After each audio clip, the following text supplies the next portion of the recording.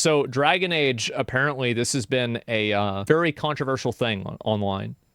And so they introduced their character creator to combat. Here we go. Our gods are back. Our gods. How do we stand against that? After 10 years, we're now just a little over a month away from playing Dragon Age the Veilguard. I played a hefty... I actually didn't realize that it was coming out in over a month. So we're going to be playing this... Oh my god. Wow. We're not playing? Oh, I'm playing this game 100%. Absolutely, I'm playing. Do you really think I would miss an opportunity to play a game like this? Are you insane? 7 hours of BioWare's first original game since Anthem in 2019, and... Anthem? How's Anthem doing?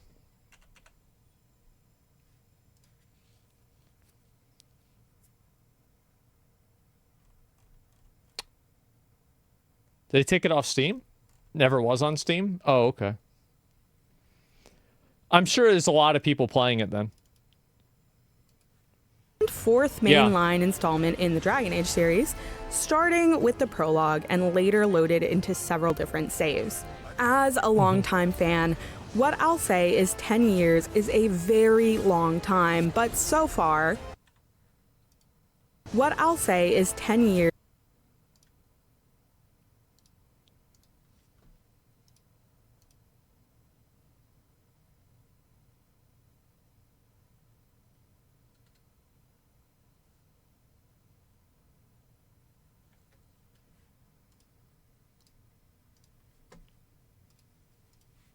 But so far, the Veilguard hasn't disappointed. It hasn't disappointed.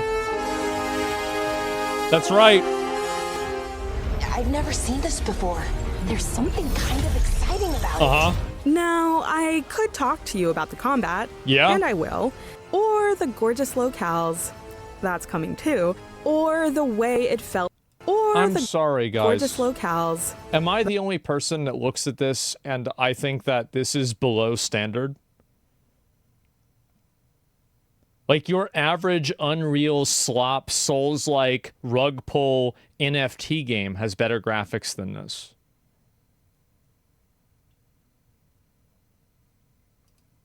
That's coming too. Or the way it felt to see Varric and Solus again. Hey, Chuckles.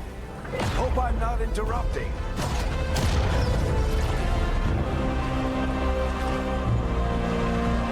Or I could skip straight to the character creator and start with... All right, let's see it. There's so much hair. Look, I loved Dragon Age Inquisition. No, I don't want to see this fucking shit. Because every single time that they have a bunch of hairstyles, it's like 5 hairstyles for men and 55 hairstyles for women. There's bald, short, fade, long hair, balding. That's basically it. Oh, dreadlocks. Yeah, usually they have one for dreadlocks, right? For white guys that are black, right? Sure. Yeah, definitely. Maybe a couple of those. That's it. But fans have long acknowledged Jesus. the limitations of its character creator.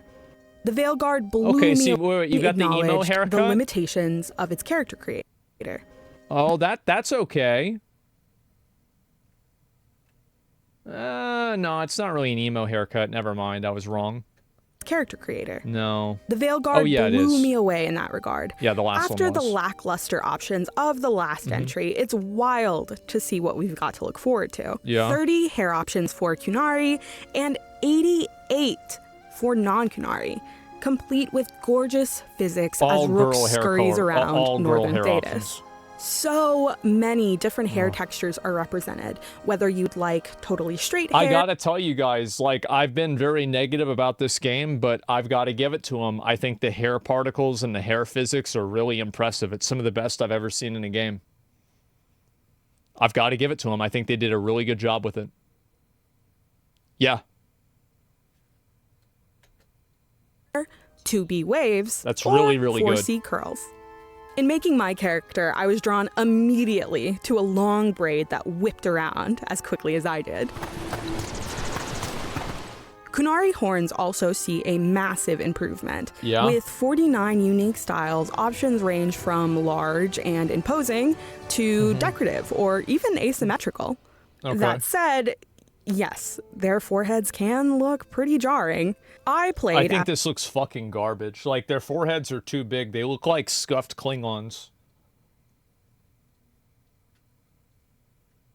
Yeah, I don't like it.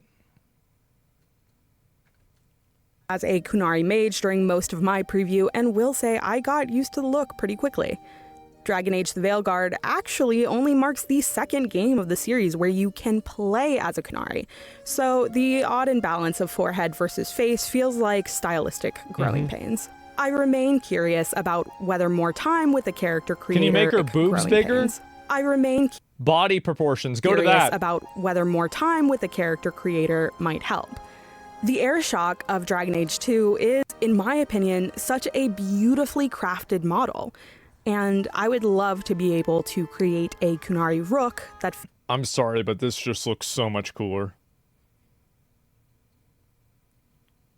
I think this looks way cooler. ...feels as memorable. Customization certainly doesn't stop at hair, or horns, of course. Every aspect of your Rook is editable, even allowing for facial asymmetry if you choose. Sliders allow you to change everything from head shape to the melanin in your skin to the presence of vitiligo. Why she got Tetris on her face? Like... Yeah, what the fuck? Perhaps every time I hear that word, I can only think Uncle Ruckus with revitiligo. I'm gonna be honest. I cannot hear that word without thinking of the Boondocks. I got revitiligo. Good one. Yeah, it was so good. My favorite addition, however, is the introduction of body diversity.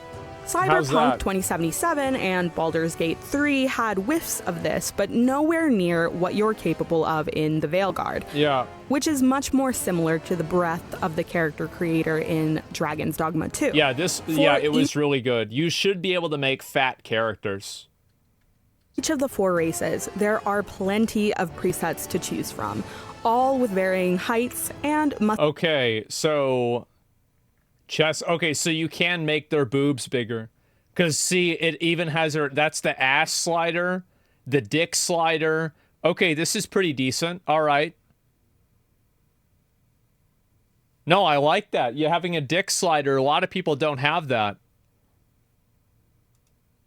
Muscle or fat distribution. Once you've chosen your preset, however, you can build further upon those elements as much as you'd like. Yeah, sure. First is a triangulation of coordinates, allowing for many unique combinations of body. It's muscular, skinny, and fat, and you figure out where you are in the little triangle. I get it. Types that are thinner, larger, or more muscular. Yeah. Height sliders are fun, especially when it means watching my particularly short elf ruin years of Solas's ritual planning by pushing over a statue. She's not even that short. The options feel almost endless. There's even a glute slider. And yes, I gave my Rook... no, it could have been way bigger than that. Yeah, it should be way... That should be, guys, that should be 20%. That's it? That's like nothing, bro. Like... Oh my god. At least it's I guess. Well, what about... Are they going to show the dick slider? Let's see what we got with that. One hell of an ass. All of this is only scratching... Yeah, right. Like, apparently this girl doesn't spend 4 hours like I do on Instagram every day. No, it's not. The surface. I haven't even gotten into facial hair, makeup, scars, or tattoos. Yeah. As an elf, my Rook sported some Vaseline, but there are so many different designs for both the face and the body to experiment with. While I didn't spend very much time exploring customization for the Inquisitor, I just know we'll all get the chance to make them in the way we've always imagined. It's good to see you again. The people making this should do the same thing that Dragon's Dogma 2 did, where they introduced the character creator before the game came out. That was a really good thing that Dragon's Dogma 2 did, and it was really smart. And I think they should do the same thing. So it may be a relief to some of you to know that Veilguard abandons the awful green lighting of Inquisition's character creator and instead allows you to cycle through several lighting options in service of creating rooks that look just... What is this guy? Who is this guy? Look at his face. What is this?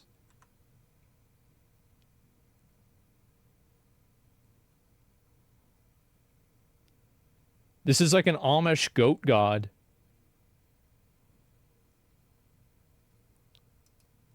To cycle through several lighting options in service of creating rooks that look just as good in gameplay as they do when you create them. Combat, meanwhile, was a refreshing change from Inquisition. My go-to class has always been Mage, and even as a Knight Enchanter, I often felt like I was standing in one place holding down the left trigger. This felt like a return to the pace of Dragon Age 2, with innovations that improve upon the experience of battle overall. The Veilguard What is your camera? introduces a new fighting style for mages featuring an orb and dagger for close quarters combat. It's tailor-made for players like me who love magic, but also really like to stab. Yeah, like Red Mage, sure. During my preview, I played through the prologue and then dropped forward into It's actually crazy. Like, I remember playing Red Mage in Final Fantasy XIV, and it was crazy to me how well designed it was. I actually think it's probably one of the best designed classes in a game that I've ever played. It was so good.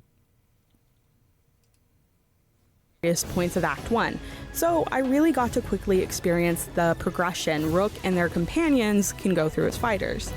We may not be able to take control of our companions this time around, but the Veilguard really encourages strategizing with them.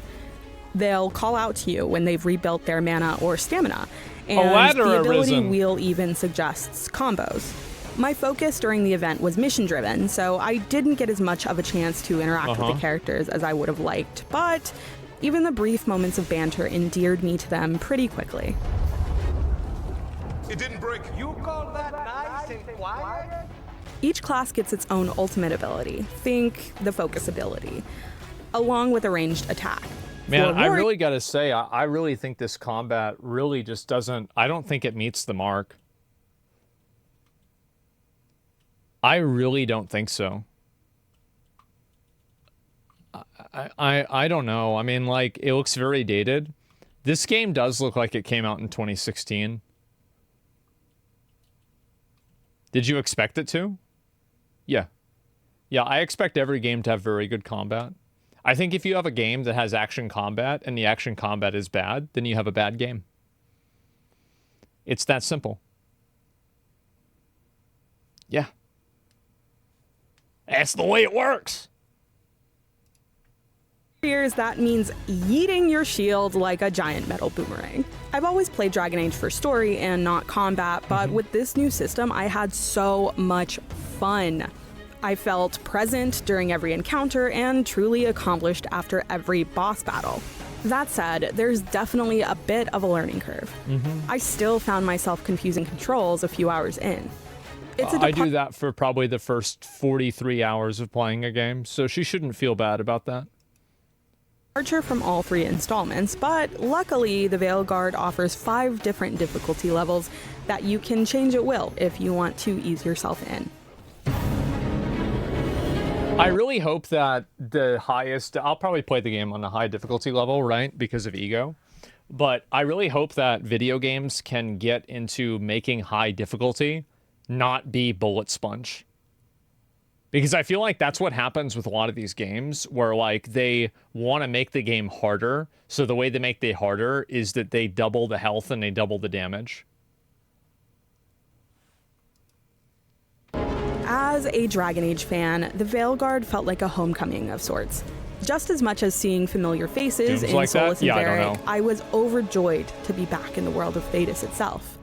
Moving us north allows for that sense of discovery I got in Inquisition. That looks and good. if I'd encourage anything, it's to really look It's like at the your only frame surroundings. that looks good. Not only are there small environmental puzzles to entangle, along with small and effective moments of visual storytelling, but the horizon. I'm sorry, but Honkai Star Rail has more congruent and coherent puzzles than that, if that's the best they've got.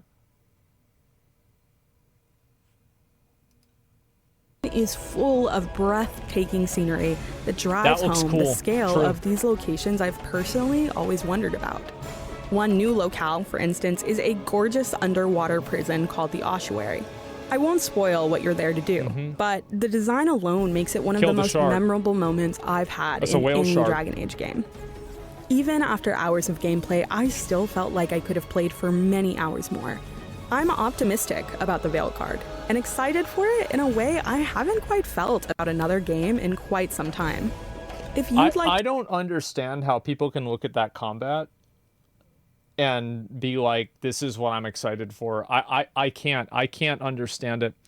I look at it and I really think the combat is extremely lackluster and mediocre.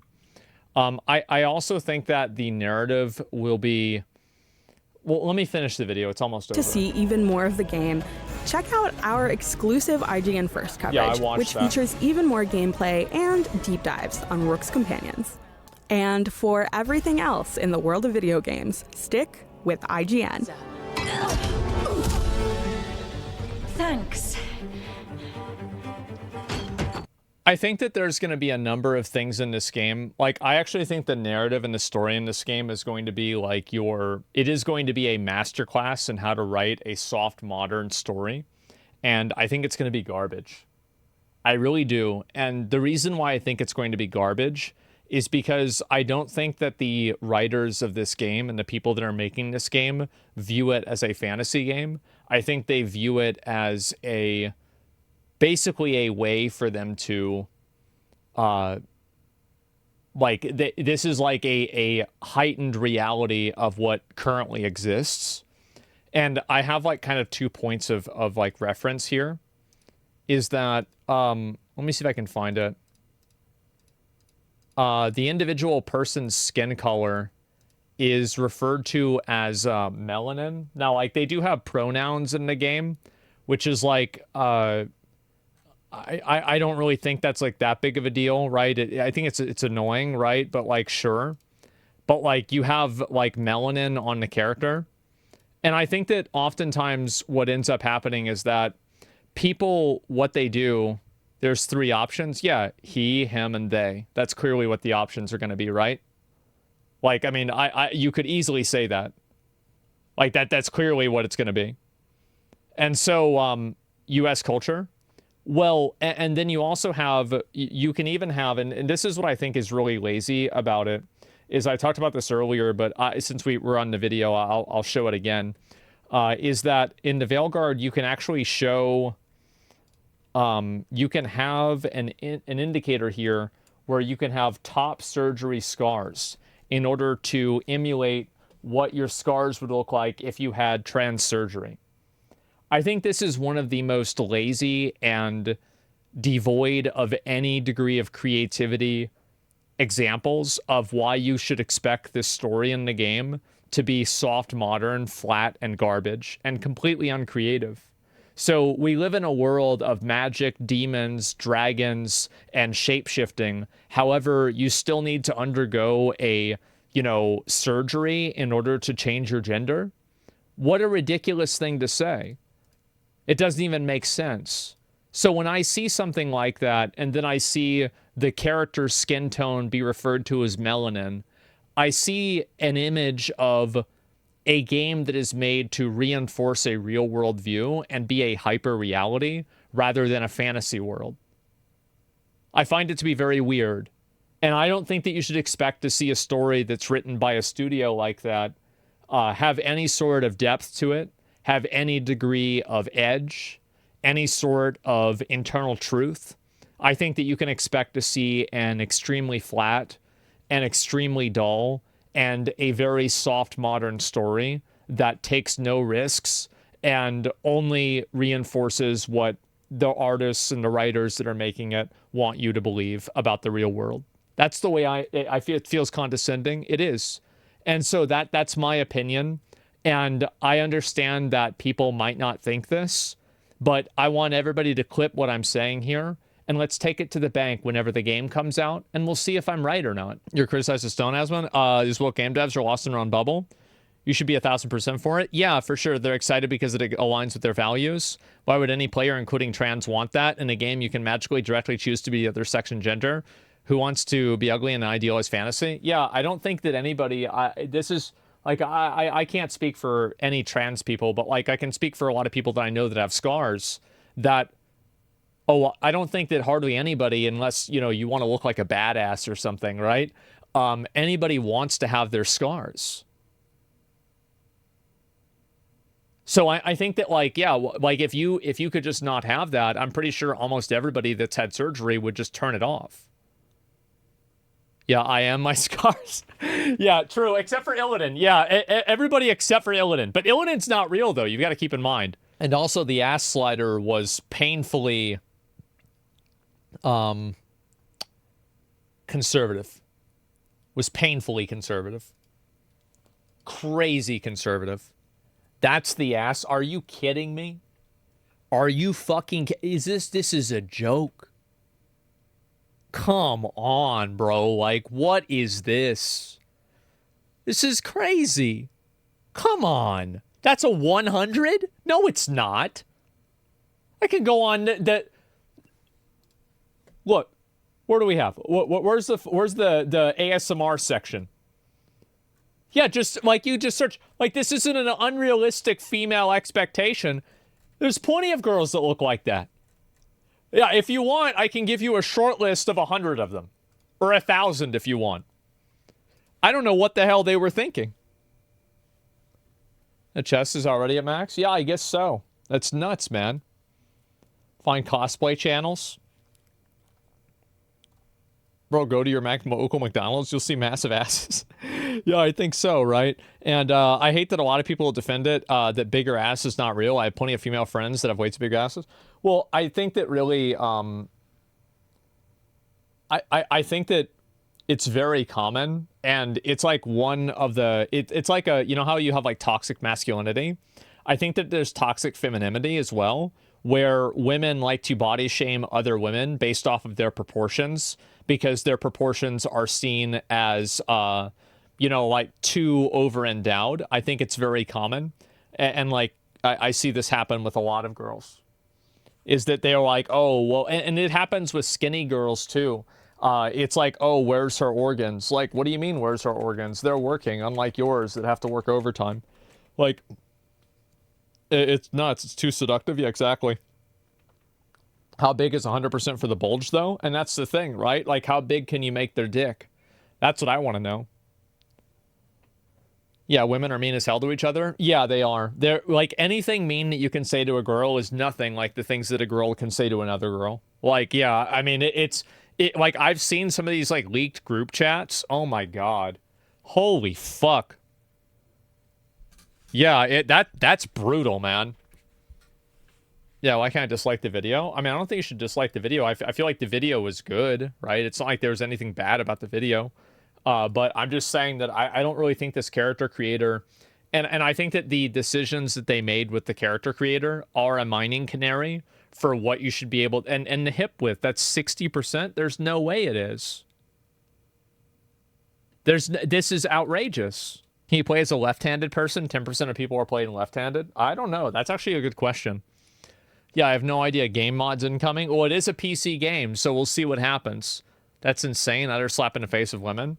Well, I think that a lot of times it's just, you know... Well, let me actually read some comments first. Inquisitor, the glute slider didn't add a thing. Yeah, exactly, bro. Fucking exactly. God damn. The fact they have Inquisitor back. Yeah, a lot of people are pretty positive about this. Just add some texture to their foreheads. Why is it so damn smooth? It looks ridiculous. Yeah, it does. It really does look ridiculous. What the fuck is that Canary at the 5-minute mark? It looks like Quagmire with horns. Yeah, it fucking does. But anyway, yeah, I think you should expect like this game to be a masterclass in soft modern. Yeah, there's the video right there. Give it a like. I mean, they do their best, right? The sliders are not made for men and women, just to be clear.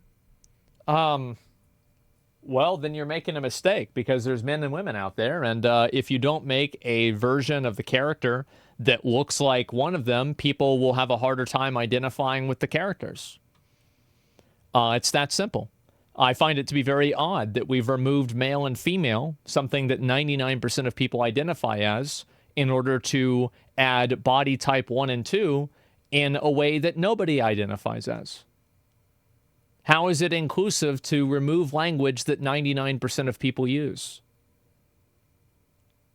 Well, I think that there's a disparity, though. I think that's I think that there's a little bit of a problem. So, yeah, because they say so. Yeah, it's outrageous, and I think that more people should be outspoken about stuff like this. It's ridiculous. Yeah, it's absolutely ridiculous. Appeasing the LGBT? No, guys, can you please, like, you don't, like, there are plenty of guys and girls that are gay that don't have anything to fucking do with this. There are tons of people that are gay that also think this stuff is stupid. This is a subset of people that are often not even part of, like, this underrepresented group that are trying to put themselves out there and virtue signal like they care about them. It's just like what I said with the Assassin's Creed team for Shadows. It's a bunch of white people that are trying to add a black person in Japan because of diversity.